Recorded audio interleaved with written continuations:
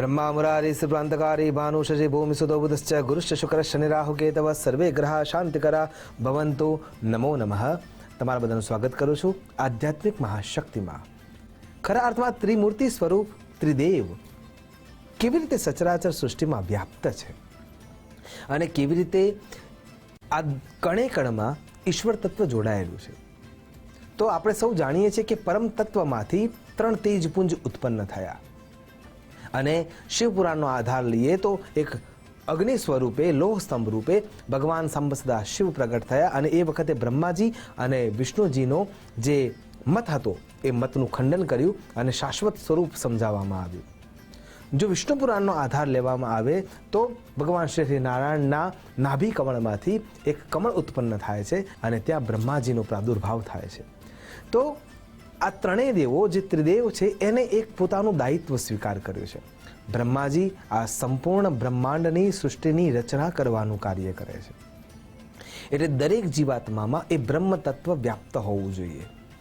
વિષ્ણુ નારાયણ આ સચરાચર સૃષ્ટિને ચલાયમાન કરવાનું કામ કરે છે, પાલિત પોષિત કરવાનું કામ કરે છે, એટલે શ્રી હરિ નારાયણનો અંશ પણ આપણા સૌમાં વ્યાપ્ત હોય છે અથવા કણે કણમાં વ્યાપ્ત હોય છે અને સંહાર કરવા માટે ભગવાન સાંબ સદા શિવ જે ડિસ્ટ્રોયર તરીકે ઓળખાય છે એ ત્યાં પોતાનું કાર્ય ગ્રહણ કરે છે।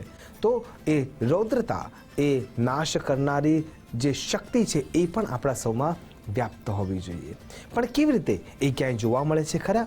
અને જો એ વિચાર લઈને આપણે ચાલી રહ્યા હોઈએ કે ખરા અર્થમાં સચરાચર સૃષ્ટિના કણે કણમાં આ ત્રણેય શક્તિઓ એકમેક સાથે જોડાયેલી છે, તો એ કેવી રીતે જોડાયેલી છે એ વિચાર કરવો જોઈએ। તો સૌથી પહેલો શ્રેષ્ઠ જો દાખલો લેવો હોય તો આપણા શરીરનો જ લેવો જોઈએ। શરીરના અંદર નવા નવા કોષો હર હંમેશ બનતા જાય છે, જેમ કે પ્લેટલેટ્સ છે, એ પ્લેટલેટ્સ અંદર વધતા જાય છે અથવા ઘટતા જાય છે। તો એ જે વધે છે એ કાર્ય કોણ કરી રહ્યું છે? તો એ જન્મે છે સૌથી પહેલાં તો એ નાનામાં નાના કોષો જે આપણા શરીરના અંદર જીવિત થઈ રહ્યા છે એ કાર્ય આપણા અંદર રહેલા બ્રહ્માજી કરી રહ્યા છે, એને પોષિત કરે છે। જે ખરાબ તત્વો આપણા શરીરના અંદર આવી રહ્યા છે એના અંદર સામનો કરે છે, એના માટે જે સારા જે આપણા તત્વો છે, કોષો છે, પ્લેટલેટ્સ છે, એને જે શક્તિ આપવાનું કામ કરે છે એ શ્રી હરિનારાયણ કરી રહ્યા છે। અને એનાથી આગળ જે બહારથી ઇન્ક્લુડ કરવામાં આવે, આપણા શરીરના અંદર કોઈ પણ ઇનપુટ મૂકવામાં આવે તો શરીર એને સ્વીકાર કરશે કે નહીં એ સુધીની જે વ્યવસ્થા છે એ ખરા અર્થમાં પોષિત કરવાની વ્યવસ્થા છે અને એટલા માટે ત્યાં નારાયણ તત્વ જોવા મળે છે। અને ત્યાંથી આગળ જ્યારે વિચારીએ છીએ તો જે ડેડ સેલ્સ છે આપણા શરીરના અંદર, માથામાં કોદરી થાય છે, શરીરના ઉપરથી પરસેવો નીકળી રહ્યો છે, જે ખરાબ તત્વોને શરીરમાંથી બહાર કાઢી રહ્યા છે એ ખરા અર્થમાં આપણા શરીરમાં રહેલું શિવ તત્વ જ છે કે જે એને ઉત્સર્જિત કરી રહ્યું છે, જે નકામું થઈ રહ્યું છે એને બહાર ફેંકી રહ્યું છે। તો આ ત્રણેય દેવોની જે શક્તિ છે પાલિત કરવાની, પોષિત કરવાની અને જન્મ સાથે એનું જે નક્કી થયેલો સમય છે એને ડિસ્ટ્રોય કરવાની આ ક્રિયા સતત ચાલતી જ રહે છે। તો અણુએ અણુ આ જ રીતે ચાલે છે। આપણે સૌ જાણીએ છીએ કે દૂધમાં માખણ છે એ દેખાતું નથી, એટલો અર્થ એ જરાય નથી કે દૂધમાં માખણ નથી। એમાં ઘી પણ છે એ દેખાતું નથી, એનો અર્થ એવો જરાય નથી કે દૂધમાં ઘી નથી। અણુએ અણુમાં દૂધના કણે કણમાં એક એક ડ્રોપ્સમાં આ ત્રણેય શક્તિ છે જ, ઘી એટલા ભારોભાર ભરેલું જ છે, બસ એને એક પ્રોસેસમાંથી પસાર થવું પડે છે। એ પ્રોસેસ એટલે આપણું જીવનકાળ। અને ખરા અર્થમાં જોઈએ તો દૂધમાંથી જ્યારે દહીં બને છે અથવા દૂધના અંદરથી એ પ્રોડક્ટિવિટી વધવાની શરૂ થાય છે, એ જે ક્રિયા કરવામાં આવે છે એ બ્રહ્મતત્વ છે। એ બ્રહ્મતત્વ દ્વારા એના અંદર પોષિતતા આવવાની શરૂઆત થાય છે અને પછી એ જે પ્રક્રિયામાંથી પસાર થઈએ છીએ એમાં નારાયણ તત્વ ઉમેરાય છે, ત્યારે જ એ તત્વ સુધી પહોંચી શકાય છે અને પછી એક અનમોલ તત્વ મળે છે જે ક્યારેય ખરાબ ના થાય। જો શુદ્ધ ઘી આપણને મળે તો કહેવાનો અર્થ એ છે કે જ્યારે એ શિવ તત્વ સુધી પહોંચી જાય છે ત્યારે એ બગડતું નથી, એમાંથી નવું રિપ્રોડ્યુશન થવાની વ્યવસ્થા થઈ જાય છે। આગળ હજી દાખલો લેવો જોઈએ, લાકડામાં અગ્નિ છે કે નહીં? લાકડામાં અગ્નિ છે જ, બસ એ દેખાતી નથી, બસ એવું વાતાવરણ મળી જાય છે અથવા એવા તત્વો એના સાથે ભળી જાય છે ત્યારે એ અગ્નિ તરત પકડી લે છે। જો એને ખાલી ઘર્ષણ મળી જાય છે તો પણ એ અગ્નિને પ્રબળતાથી પોતાના અંદર ઉતારી દે છે અને જે અંદર રહેલી અગ્નિ છે એ બાહ્ય રૂપ ધારણ કરી લે છે।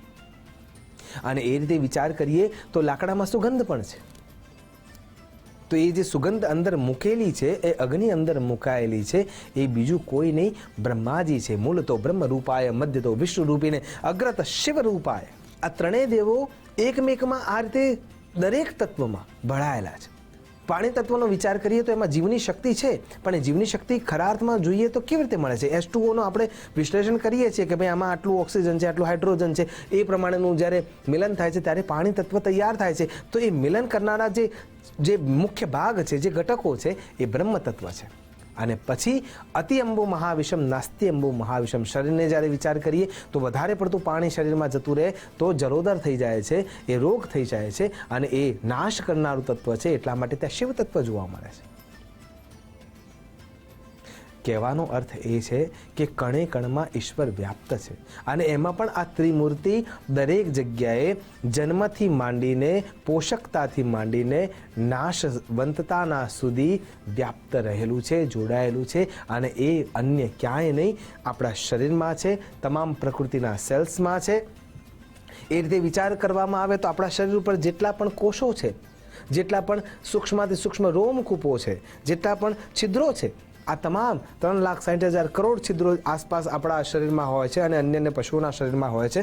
તો એ જે છિદ્રો છે, એ છિદ્રો એમાં પણ મેમરી છુપાયેલી છે. આપણા પાસે એટલી જ આંખો છે, એટલી જ ઇન્દ્રિયો છે. કેવી રીતે?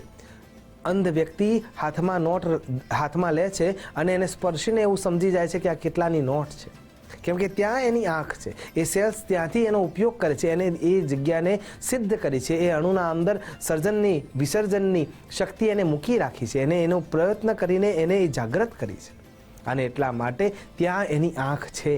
તો આ દરેક જગ્યાએ ઈશ્વર વ્યાપ્ત છે.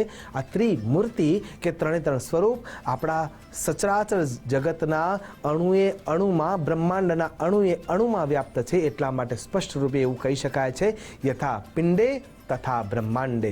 આશા કરું છું કે આપણે આ પરમ તત્વને, જે રહસ્યતા છે, એને જાણી શકીએ, એને અનુભૂત કરી શકીએ, અને એ અનુભૂતિ દ્વારા ખરા અર્થમાં આ ત્રિવિધ શક્તિઓના આશ્રયમાં આવી અને એ આશ્રયમાંથી અનુકંપા પ્રાપ્ત કરી અને એ ઉર્જાને સુયોગ્ય રીતે વાપરી શકીએ.